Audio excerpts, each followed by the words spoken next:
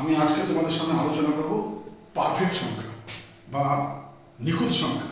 নিখুঁত সংখ্যা মানে যে সংখ্যার কোনো খুঁত নেই। আবার দেখবো আমরা চেষ্টা করে 1 থেকে 100-র মধ্যে কটা নিখুঁত সংখ্যা আছে। প্রথমে আমরা দেখে নিই নিখুঁত সংখ্যা কাকে বলে। কারণ প্রথমে সংখ্যার ডেফিনেশনের মধ্যে নিখুঁত সংখ্যা আছে, কমজোরি সংখ্যা আছে, এরকম অনেক সংখ্যা আছে। প্রথমেই হচ্ছে নিখুঁত সংখ্যা হচ্ছে 6। কেন 6কে নিখুঁত সংখ্যা বলে? আমাদের দেখতে হবে এই 6 কোন কোন সংখ্যা দিয়ে ভাগ যায়। সংখ্যাটা হোক 6 1 দিয়ে ভাগ যায়, যাই তো 1 দিয়ে ভাগ যায়। 6 2 দিয়ে ভাগ যায়, যাই তো ভাগ 2 দিয়ে ভাগ যায়। 6 3 দিয়ে ভাগ যায়। অর্থাৎ 6 বাদে 1 2 এবং 3 দিয়ে 6 ভাগ যায়।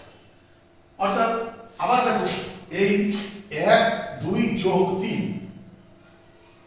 1 যোগ 2 যোগ 3, এটা যোগ করলে 6 হচ্ছে।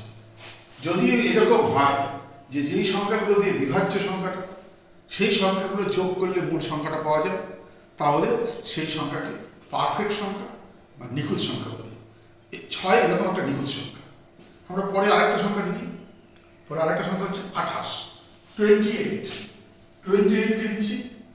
28 দেখো, 28কে প্রথমে ভাগ যায় 1 দিয়ে, 2 দিয়ে ভাগ যায়, যায় তো ভাগ, 3 দিয়ে ভাগ যায়, যায়, 4 দিয়ে ভাগ যায়, 5 দিয়ে ভাগ যায়, যাবে না, 6 দিয়ে ভাগ যাবে, যাবে না, 7 দিয়ে ভাগ যাবে, 4 7 28, 7 দিয়ে ভাগ যায়। এবার এই যে 4টা সংখ্যা, এরপরে আরেকটা সংখ্যা দিয়ে ভাগ যায়, সেটা হচ্ছে 14। অর্থাৎ 28 সংখ্যাটা 1 দিয়ে ভাগ যাবে, 2 দিয়ে ভাগ যাবে, 4 দিয়ে ভাগ যাবে, 7 দিয়ে ভাগ যাবে, 14 দিয়ে ভাগ যাবে। এবার আমরা দেখি এই সংখ্যাগুলো যোগ করব।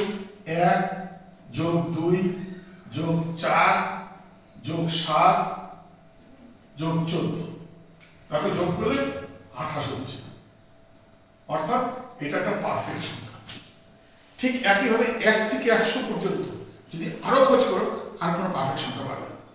1 থেকে 100-র মধ্যে দুটোই পারফেক্ট সংখ্যা। অর্থাৎ নিখুঁত সংখ্যা আছে দুটো। সুতরাং আমরা যখন নিখুঁত সংখ্যা দেখবো যে দুটো নিখুঁত সংখ্যা আছে, অর্থাৎ তাহলে আমরা জানতে পারলাম যে নিখুঁত সংখ্যা কাকে বলে। এবার আমরা পরবর্তীতে দেখবো নিখুঁত নয় এমন সংখ্যা।